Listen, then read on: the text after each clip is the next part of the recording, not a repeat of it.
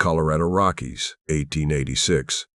Elias Harper had lived most of his life where a man could smell winter before he saw it. The air up there went sharper, like a knife cleaned and waiting. And so had he. Broad across the shoulders, beard gone to silver, he moved the way mountains move, slow, deliberate, and hard to shift.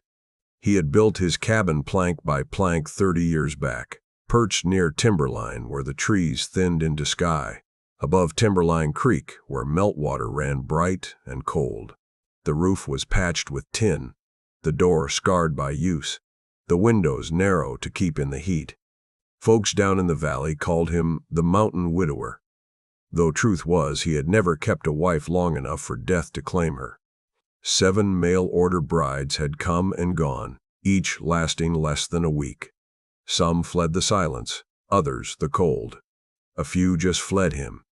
His quiet habits, his steady eyes, his refusal to fill the room with talk. So he stopped trying. He rose with the frost, set his traps, split his wood, and read from a cracked leather Bible by lamplight. The world below had trains and brass lamps and neighbors with opinions. His world had wind and prayer and the groan of old timber. Then, one morning late in October, Pete Morrison's freight wagon rattled into his yard with a letter from a Denver broker. A woman insisted on coming, the note said. Abigail Reed, 60, widowed twice, not afraid of cold mornings nor long silences. She would ride with the next load if he would have her. Elias read the line twice, then a third time. He had met strong-minded women before, but none past 60 who still chose a beginning. He folded the letter, set it beside the Bible, and said to no one, "Let the mountain decide." The snow came before moon change, smoothing the trail to a pale ribbon along Timberline Creek. Elias sharpened his axe, stacked more wood than he would ever need, and told himself he didn't care whether she came or not. But deep down, some ember stirred. The kind a man won't name for fear it will go out. On a dawn cold enough to ring, he heard them, sleigh bells far down the frozen track, bright as a memory. He pulled on his coat and stepped into the clean bite of winter, listening. The sound drew closer, sure and steady. Whatever answer the mountain meant to give was already on its way. The freight sleigh creaked to a halt in front of the cabin, just as daylight bled gold through the clouds. Pete Morrison cracked his reins, his breath hanging white. "Got your bride, Elias," he called, half teasing. Elias stepped out onto the porch, coat collar high, boots crunching snow. The woman who climbed down was short and broad-shouldered, wrapped in a wool shawl the color of wet earth. Her hair was silver-braided tight, her eyes calm as creek water under ice. She held a worn satchel in one hand and a bundle of dried sage in the other. "This your place?" she asked. He nodded. "Such as it is." She looked it over, the patched roof, the stacked wood, the narrow window glowing faint orange from the fire within. "It's honest," she said. "I can work with honest." Pete chuckled, took his payment, and rolled on down the mountain, leaving the two of them standing in silence broken only by the creak of pines. Inside, Elias poured coffee and gestured to the stool by the stove. "You can rest. Long way up the mountain." She sat, warming her hands. "I've had longer. I was a midwife near Abilene. Slept in barns half my life. Cold doesn't scare me." He passed her the tin mug. When she reached for it, her fingers brushed his, warm, firm work, rough like his own, and neither pulled away. He studied her across the table. Most women filled the quiet with chatter. Abby simply waited, the firelight soft on her lined face. When he finally said, "You know the others left quick," she answered. "Then I'll stay slow." That night, while snow drifted against the door, Elias listened to the rhythm of her breathing from the cot across the room. The mountain moaned outside, testing her as it had tested every soul before. She didn't stir. By morning she had the stove cleaned, his coffee ready, and herbs hanging from the rafters to dry. "A house ought to smell of life," she said. For the first time in years, Elias Harper smiled. It felt strange on his face, like thaw after a long freeze. The sleigh bells were gone, but the sound of her voice stayed steady as a prayer, quiet as snow settling on timber. By evening, the snow had stopped. A thin blue dusk settled over the ridge, soft as smoke. Inside the cabin, the fire snapped steady, throwing amber light across the rough-hewn walls. The air smelled of pine pitch, coffee, and the faint spice of Abby's herbs drying above the stove. Elias ladled stew into 2 tin bowls and set one across from him. "Not much to look at," he said. Abby took her seat without fuss. "If it's hot and honest, that's enough." They ate in silence, the sound of their spoons, the only rhythm between them. Outside, the mountain sighed, shifting its great weight as if to listen. When Elias finally spoke, his voice was low. "You really came up here by choice?" Abby nodded. "I did." He waited for more, but none came. She was like the mountain herself, plain-spoken, unbothered by what needed no explaining. After a while, she said, "You built this place alone?" "Every board, every nail." He stared into his bowl.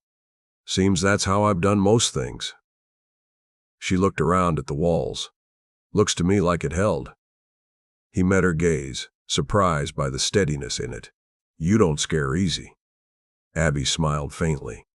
"I learned early that fear doesn't warm a house." A silence followed, but it wasn't empty this time. The fire popped, and something eased between them, like thaw beneath snow. Elias poured the last of the coffee into her cup. "It's strong," he said. She took a sip. "Good. Weak coffee's for company you don't plan to keep." For a heartbeat, their eyes met across the firelight, and the silence turned from empty to full. He couldn't help but laugh, a sound so rusty it startled him. Abby's smile deepened, small but sure, the kind that could outlast a storm.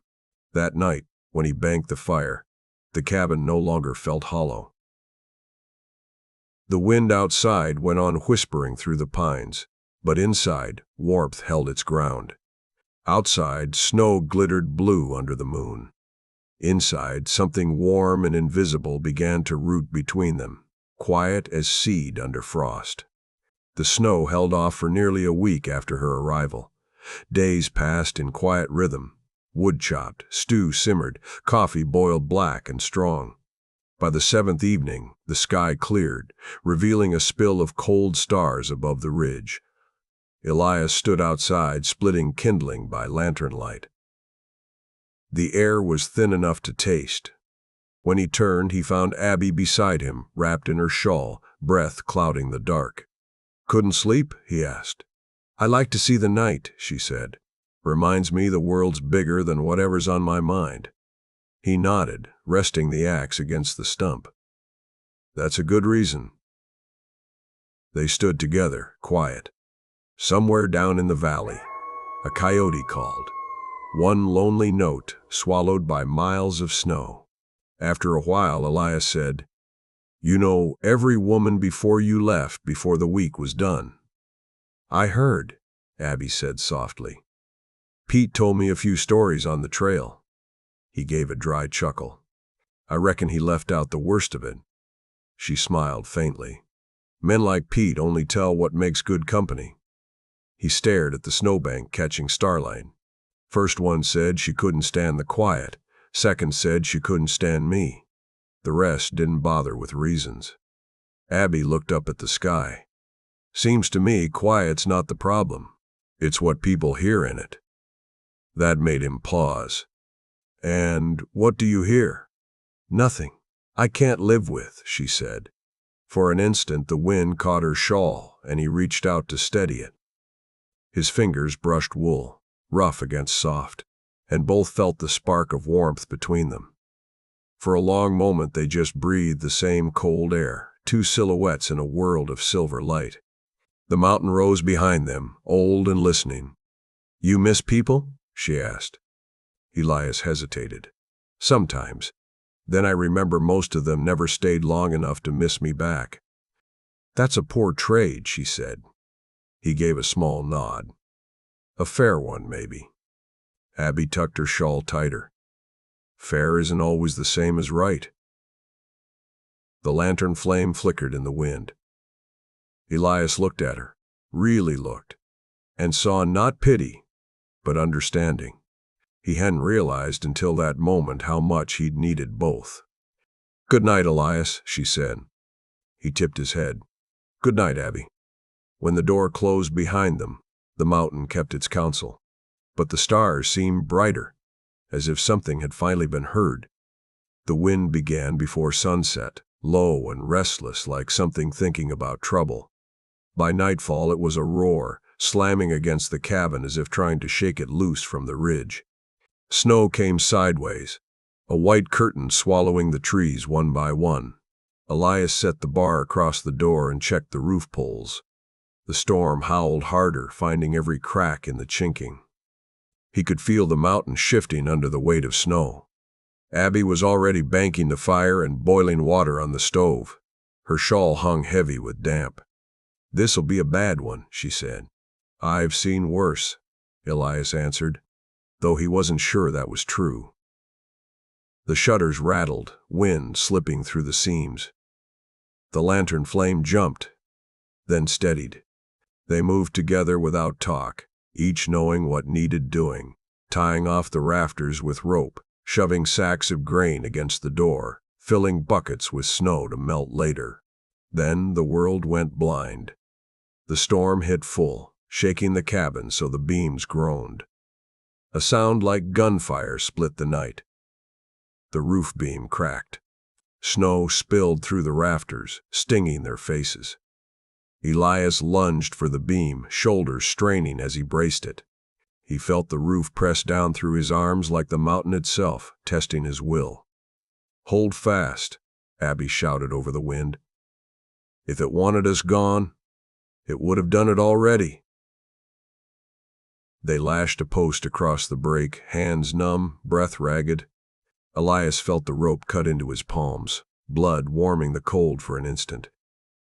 The beam held, barely. When they finally stumbled back, Abigail Reed gripped Elias Harper's shoulders and shook him. "You all right?" He nodded, chest heaving. "Still here. So's the roof," she said. "For now." They laughed, then short, breathless, half-crazed, and the sound seemed to push back the storm a little. Hours passed in a blur of wind and creaking wood. When exhaustion finally drove them to the hearth, Abby pressed her shoulder against his, sharing what warmth was left. The world outside was gone. No stars, no trees, only the white silence swallowing everything. He turned to her, voice rough. "You ever scared?" She looked at him, calm and steady. "Scared don't change what needs doing. It just slows you down." He studied her face, lined and strong in the firelight, and felt something shift. Some old, heavy loneliness cracking open like ice on a spring creek. When the storm finally broke near dawn, the light came thin and blew through the cracks. The cabin still stood. So did they. That night, before sleep, Elias said, "You've got the mountain's measure." She answered, half asleep, numb, "It's got mine." Outside, the stars returned like witnesses that never left. The storm broke clean, leaving the world hushed and white. Snow lay shoulder deep in the hollows, smooth as linen. The trees bowed under its weight. When Elias stepped outside at dawn, the air was sharp enough to taste.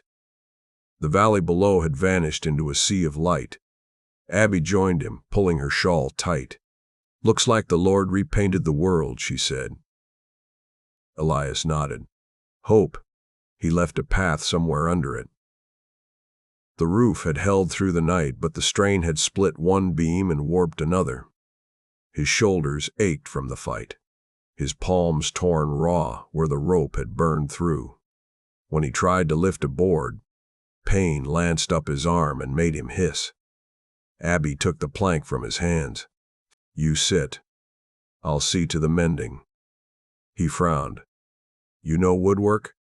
"I know fixing what's broke." She set to work with calm efficiency, tying and wedging while he watched from the step. The rhythm of her movement, measured, deliberate, seemed to quiet the day. Afterward, she cleaned his hands with melted snow and a cloth dipped in alcohol from her medicine pouch. He winced. "Hurts less if you don't look," she said. "I've found that true for a good many things," he answered. She smiled, then wrapped his palms in strips of cotton torn from an old petticoat. "There. You'll live. Wouldn't have, without you." "Wouldn't have mattered," she said softly. "We both had work to do." They spent the day repairing what the storm had taken. Abby's herbs still hung above the stove, their scent sharp and clean against the cold. Elias stacked wood, slower than before, careful of his hands. When she found him pausing too long between loads, she pressed a mug of coffee into his grip. "Don't think, drink," she said. He obeyed, laughing quietly. Abby smiled at the sound, as if laughter itself were proof the storm had lost. By sundown, the cabin stood secure again. They ate in peace, their words few but sure. When the night settled over the ridge, the silence no longer felt empty. It felt earned. Seasons kept their bargain. Loss gave way to living. But the mountain always asks again what you think you've already proven. Spring came slow that year, dragging its feet through the mud and melt of Timberline Creek. The meadows shimmered with lupine and mule's ear, the air thick with the hum of bees. Elias took to hauling lumber down the trail, mending the bridge that had rotted through the thaw. One afternoon he came home pale and sweating, his breath short. He set his tools by the door and leaned against the wall, dizzy. Abby saw it first. The gray under his beard, the tremor in his hands. "You've been courting sickness," she said. He tried to wave her off. "Just the heat." But when he reached for a cup, his knees gave way. She caught him under the arm, stronger than she looked, and guided him to the cot by the fire. "Lie still," she said. "I've seen fevers like this before." The next days blurred. Elias drifted in and out of dreams while the storm outside turned from rain to mist. Abby kept vigil beside him, cooling his forehead with water steeped in willow bark, whispering verses from her Bible under her breath. Sometimes he called out to the women who'd left, sometimes to no one at all. Once he murmured Abby's name, soft as prayer. In the third night's fever, he dreamed of snow and stars. He saw the cabin roof splitting, felt the wind tear through, and then her voice, clear and strong, rose above it. "Not this time, Elias, not this time." He woke near dawn, weak but clear-eyed. The fire was low. Abby sat beside it, reading by the light. Her shawl had slipped from her shoulders. Her lips moved over the words. He listened. "Fear thou not, for I am with thee," she read quietly. Then she looked up and saw him watching. "You still here?" he rasped. "Until you're well or heaven takes you," she said. "Either way, I'll finish the job." He managed a hoarse laugh. "You'd argue with the Lord himself." She smiled faintly. "Not argue," she said softly. "Just remind him I'm still here." She reached to steady his hand when he tried to sit, and for the first time he didn't pull away. When the fever finally broke, he slept deep and dreamless. Abby sat back, hands clasped, eyes wet though she didn't notice. The first light of morning spilled through the cracks, gold against the gray ash of the night's fire. The fever passed, but its mark stayed. The kind that turns gratitude into something quieter, deeper, and harder to name. By midsummer, the valley turned green again. The snowmelt ran quick through the ravine, and the meadow below the cabin shimmered with grass high enough to hide a deer. The air smelled of pine pitch and new rain. Elias was thin but steady on his feet now. He took slow walks to the creek, carrying the rifle more for habit than need. Abby followed sometimes, collecting wild mint and willow bark. One afternoon, as they rested on a fallen log, Elias said, "The bridge'll hold through another thaw, but the roof won't. Ought to start fresh before the next snow." Abby nodded. Then let's build right this time. Wide eaves, a lean-to for wood. A place that stays ready. He smiled at her phrasing. You talk like you've lived here all your life. She plucked a leaf from her bundle. Feels like I might yet. They walked back in companionable quiet, the mountain wind warm against their backs. At the cabin, Elias unrolled an old scrap of canvas and began sketching with a bit of charcoal. Abby watched, then crouched beside him, adding her own marks, neater lines, measured angles. You build, she said. I'll plan. Fair trade, he answered. In the weeks that followed, the sound of hammer and saw echoed across the clearing. Boards from the old barn became walls for the lean-to. A spare window turned into a sunlit corner by the stove. They worked side by side, trading few words but many glances. When Elias tired, Abby took the hammer, her strokes quick and sure. When she cut her hand, he rapped it gently, his rough fingers careful on her skin. By late summer, the cabin looked different. Not new, just lived in. Herbs hung by the window. A second chair sat by the fire, and a small crossbeam bore the carved words, "We endure."